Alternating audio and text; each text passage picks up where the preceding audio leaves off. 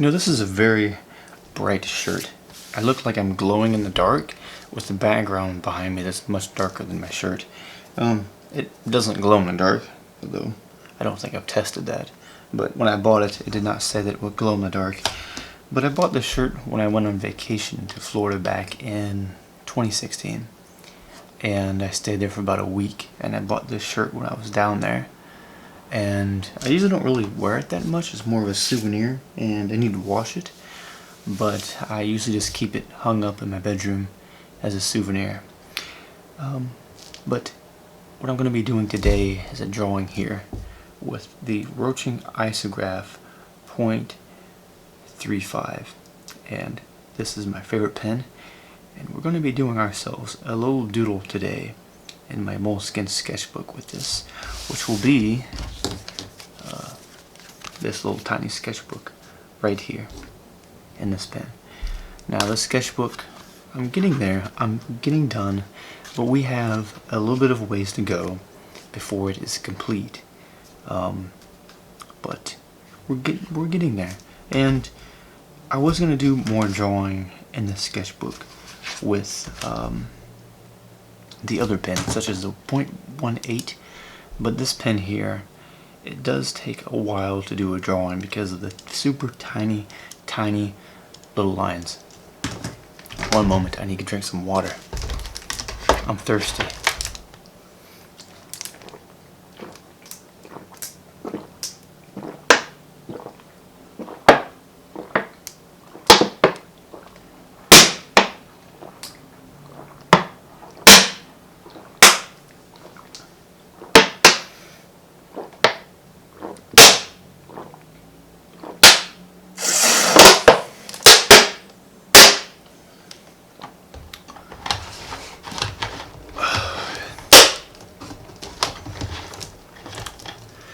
Okay, I feel better now. Where was I? Oh, I was talking about the drawings. This is getting done. I've got a ways, but I do have this other big sketchbook here that the bottle's still making noises. I think maybe it's decompressed some. Sometimes I drink out of this and I set it down in my kitchen and it's still making popping sounds. But yeah. Anyways, how's everything going with you? Today is sunny out, and it's not too hot. I think it's in the low 80s right now. But other than that, everything is pretty good for the most part. And I think it is time for us to go ahead and get our Rotring Isograph and start on our doodle that we will be doing today. And then go ahead and let me know in the comments below what you would like me to draw. And if there's a certain pen that you prefer that I draw with, maybe a Sharpie, or maybe my fountain pen, or something else, but just let me know, and I can do some doodles with it. But let's go ahead and get started on our doodle today. I woke up this morning to use my computer. I went to use my video editor. I loaded the video, got prepared to do some editing. I recorded some audio for the video, and then everything was done, finished, and ready to be rendered. I played back the audio, but it was very quiet. I couldn't hear anything. I went back into the editor, checked the sound, and it was very quiet. I could faintly hear it. My audio mixer was working. I could hear everything perfectly fine through the audio mixer. And then I tried everything possible I could think of. Then I went into my sound settings, and then I found in the sound settings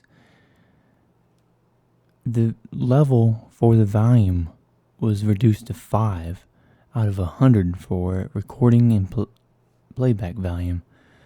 So I changed the playback volume, and it was still really quiet, so I changed the level recording volume to 100. And it doesn't make any sense why this happens at random. I've had this happen before with different computers, and to get to this setting, you have to go through quite a few steps. First, you have to go to the sound settings. Once you're under sound, you have to click on another part that is playback. Once you click on playback, you have to then click on the microphone, right click on it, click on properties. Beside general, you go to the settings, and then you go to under the settings, you go to levels, and then under the levels, you can then select how high or low the recording volume is.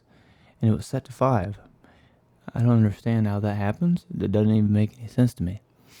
So then I moved it to 100%, redid my recording, and then everything was working. Still kind of confused by that, or how that happens. It doesn't really quite make sense to me, but oh well. I figured it out eventually, and now everything's working, and now I'm back to doing some more talking and doodles videos. And my sketchbook right now, my big moleskine sketchbook, I've only got, if I can take a look here, let's see, maybe 2 more pages left until this sketchbook is done. I think I've got 1, 2, 3, 4, 5. There's more sheets there than I thought because the paper is kind of thin. So 5 more pages, and this doodle is done. Well, 5 3/4 actually. So getting pretty close to getting done with the sketchbook, and I've worked on that moleskine sketchbook for about a year now. I've done a drawing here and there every once in a while in it because I have a lot of other sketchbooks that I draw in, and I've got a lot of loose sheets of paper that I use for drawing. And I think if I worked only on the moleskine sketchbook, it would probably take me a month to complete because I think there's 120 pages in it. And I think I could do a couple of drawings a day at most because the sheets of paper are larger than my little sketchbook. And yeah, it would probably take a month. And the moleskine sketchbook, I pretty much just do all of my drawings. Well, in this one, about 98% of them are with a Rotring Isograph. I've tried to use my Lamy Safari in it, but the ink, I'm not sure. It's kind of strange how it works. The ink is really light colored in the paper. I'm not sure if that has to do with the fact that it's a fountain pen and the flow of the ink works differently on the moleskine sketchbook. But with the Rotring Isograph, the drawing comes out good.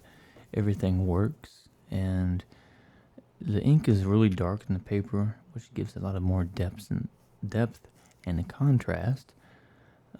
So yeah, I've got 2 more of these moleskine sketchbooks, and I'm going to try to get them done within less than a year this time.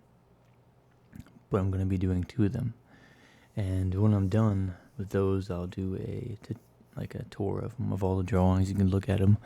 And the one I have now, here soon, I will probably make a video talking about the drawings that I've done in it, and what I think of the drawings, or what I was thinking of while I was doing the drawings.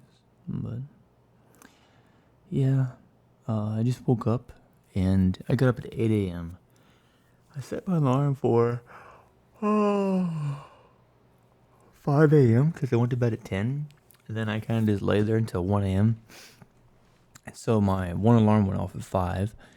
And then I was like, nah, this is too early. That's only maybe barely even 4 hours of sleep. So then my second alarm went off at 8. And then I got up. I made myself a little bit of breakfast. And then here I am. But yeah, 4 hours would not be a good enough sleep.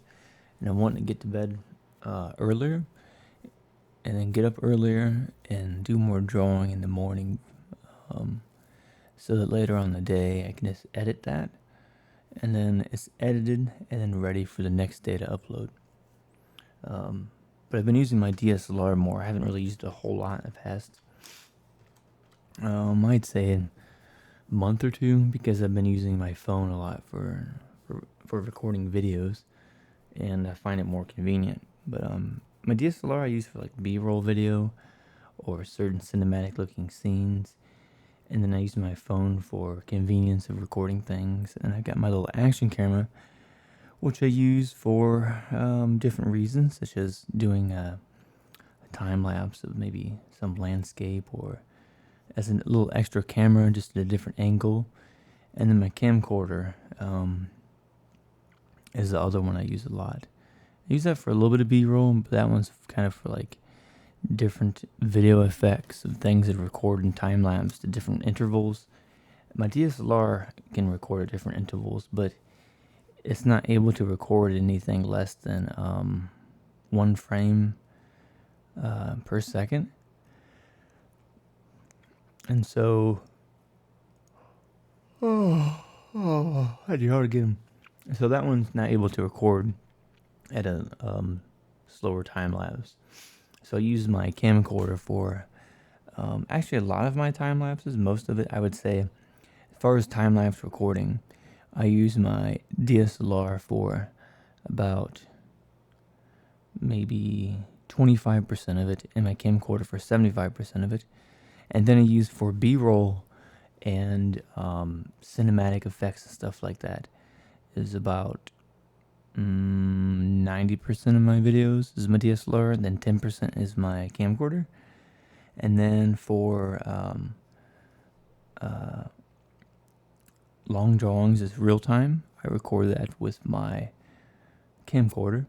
But then if it's videos and recording of me talking about something, then I use my DSLR. They both have purposes, but they both have two distinct, very different purposes that is unique for each individual camera. And my action camera, I just kind of use that for anything and everything else in between. But the 3 main things I use the most would be my DSLR, my camcorder, and my phone.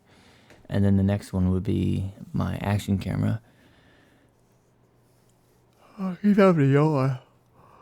I need to get more sleep tonight. But yeah, that's kind of like my setup for the video recording.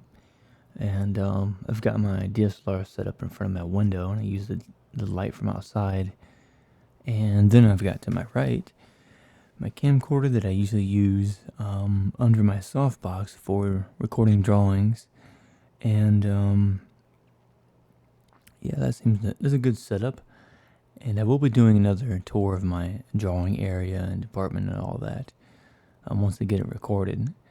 But I rearranged it slightly a couple months ago so that I could have some light from my window, natural light, rather than having to use my softbox all the time. And it's working out pretty good. I like it because it's just convenient. And then on top of that, I just use my phone to record things conveniently. And it all works out good. I think like the only thing really is that the spot by my window, I can't set up a camera like facing directly down, which is why I have another spot to my right here where my softbox is, and that is where I record my time-lapse drawings, real-time drawings, or longer drawings, or live streaming. And then the area by my window is where I use my DSLR to record me talking about something, an intro, or recording with my phone. So at night, once it starts getting dark outside, I then just use the area to my right to do more time lapses. So I think I end up doing more time-lapse drawings in the winter, and then more real-time drawings and recordings with my phone in the summer. And that's because in the winter there's less light, so I have to use a softbox, which is the area where my tripod is set up, that I can put the camcorder on to do time lapses. I was doing at one point in the winter a different sleep schedule to where I was sleeping about 5 p.m. to midnight, and now I sleep, I don't know, probably, well, my sleep schedule is kind of off right now, but normally I would go to bed at 10, wake up at like 5 in the morning, and do a whole bunch of drawing in the morning, watch the sunrise as I'm sitting there.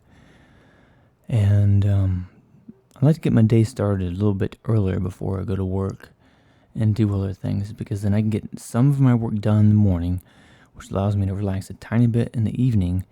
And the evening time is when I start getting tired, which is about 5 p.m. or something, 6 p.m.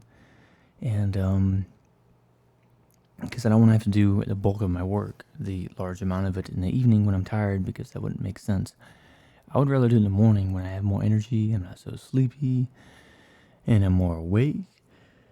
But right now, I'm not quite as awake because I got sleep, but just my sleep schedule's pattern is all off. I went for a jog, was it a week and a half ago or 2 weeks ago?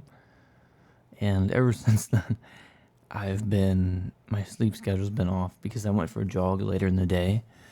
And if I go for a jog when it's really hot out, it's like my blood in my whole body circulates a whole bunch more.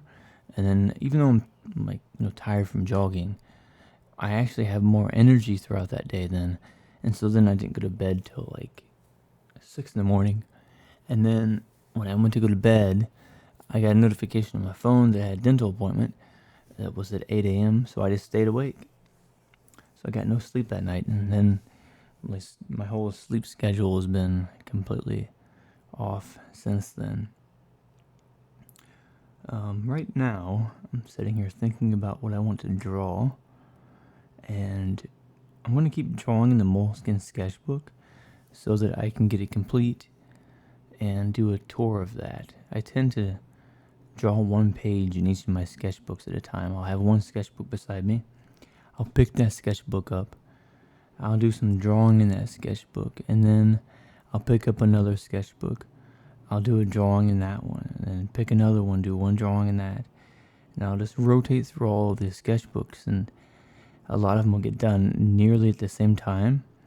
And so kind of the theory that I have is that instead of doing one sketchbook at a time, like doing one, moving to the next one, doing that, and moving to the next one, is that it doesn't make it to where it forces me to do one type of drawing. I'm doing all kinds of different drawing because these sketchbooks have different smoothness of the paper. The papers are a little bit different colors. Some of the papers are like a cool white. Other ones are like a warm white. Some of the papers is very smooth. Other ones are a little bit rougher. And the paper that's very smooth, I have to use my Rotring Isograph on. And then the paper is a little bit rougher. I might use something like maybe a ballpoint pen or maybe a gel pen or my fountain pen. And then the paper that's really rough, I might use colored pencil or graphite on. So it makes it so that if I want to do a drawing, I'm not forced to keep doing the same thing over and over. Such as if I pick up a sketchbook and the paper in it is really rough, then I'm forced to only draw with colored pencils or graphite pencils until that sketchbook is done, which I don't want to do. I want to be able to do different things. Most of my drawings I prefer to do with just ink. I do some drawings with colored pencil or graphite, I do more graphite pencil drawings than colored pencil. I mean, I might do maybe like less than 10 colored pencil drawings in a whole year. And then with graphite, I might do maybe 50. And then ink, I might do, I don't know, like 2,000 or something drawings in ink. And yeah, the thing with all the drawings that I do is actually just trying to edit all the videos. Because I get so many drawings done that for every 10 drawings I do, I edit one video. So I've got a lot of videos planned and set up. And so how I've been doing it now is that I record my drawing, and then once I got my drawing recorded and everything, I put it into my video editor. I edit the time-lapse part, or the part of the video of me drawing, and then once that's in, I then take my DSLR, I record some B-roll, an intro, or me talking, and then once that's done, I then take that and import that into my computer so that I can then have something specific for that video that I can add to the video. And then I use my audio mixer to then record on the timeline as a video editor what I want to talk about or say. For example, this video is going to be very long, like over 20 minutes long or something, because I have it recorded in slow motion. So the video ended up being longer. I thought about cutting it back some and making it shorter, but I was like, it's okay. Most of my videos are not that long. When I was doing only time-lapse recording and talking over it, because, for example, with my camcorder, a 1 hour drawing records time-lapsed as 2 minutes. So I could record it at slower time-lapse speed, but then it just looks kind of funny. It doesn't look like a time-lapse. It looks like just like you're moving fast, but not that fast. So if I do a time-lapse recording, and I'm only using time-lapse recordings to then make a video that's 10 minutes long, I would have to draw for 5 hours. But a lot of my drawings don't actually take that long. They only take between an hour or two. So every once in a while they might take 3 or 4, but not that often. So each of my drawings take 1 to 2 hours, which only gives me, on average, 3 minutes of video recorded time-lapse that I have to then work with, which isn't a very long video. I could add like an intro of me talking and stuff, which might put it to 5 minutes, but I want to be able to have time-lapse a little bit, and then have slow motion or real-time drawing in the video recorded with my phone, import that, and then add talking at the beginning of it and during it, so I have a longer video, more things to talk about. Because when the video is only 3 minutes long, it's hard to talk about a story or set up a situation that you can explain within less than 3 minutes if it's a longer story. And I had a couple videos that were under 3 minutes, and it was difficult to try to really talk about anything in that short time. I was then saying, hey, I woke up today, I ate breakfast, did some drawing, and that's pretty much all. There's not much to talk about in 2 minutes. And well, as of right now, I hear a train coming by. And you might hear those in some of my videos. You hear choo.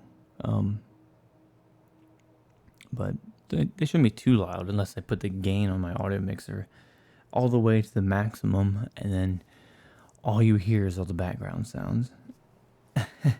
But yeah, everything's going all right. Just have a lot of things that I'm working on.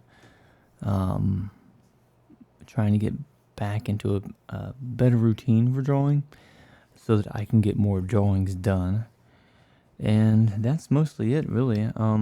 Not a whole lot different. I think it's summertime, I'm pretty sure.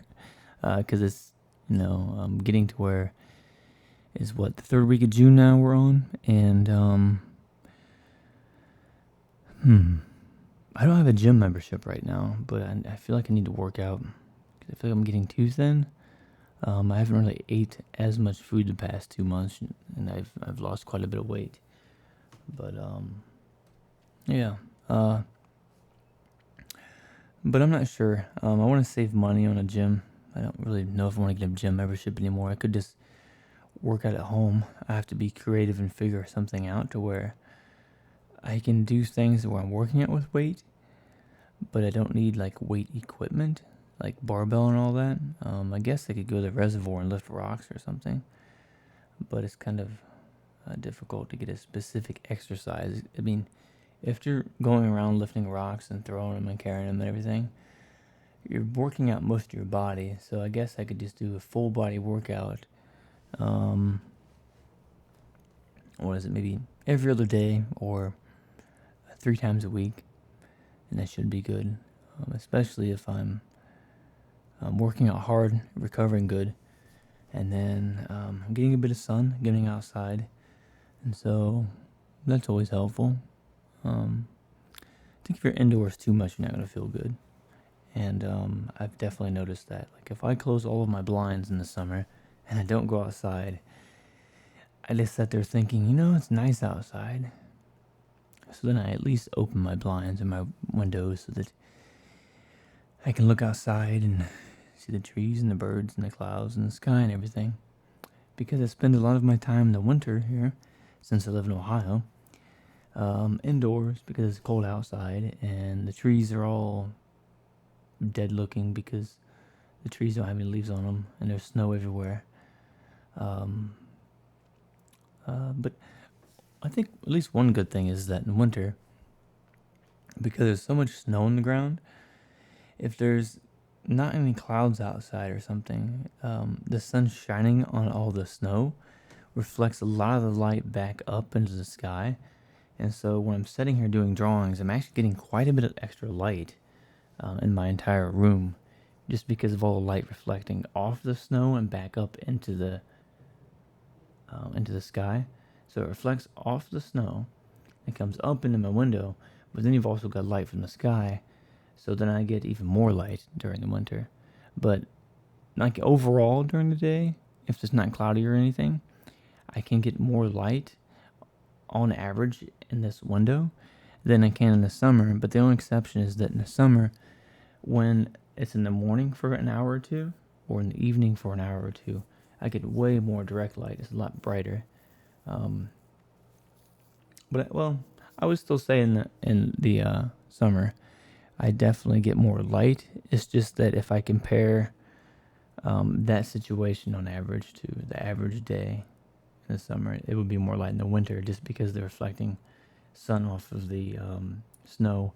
But in the winter, it's usually all cloudy out and there's not much light. So yeah, and I end up having to work more in the summer than I do in the winter.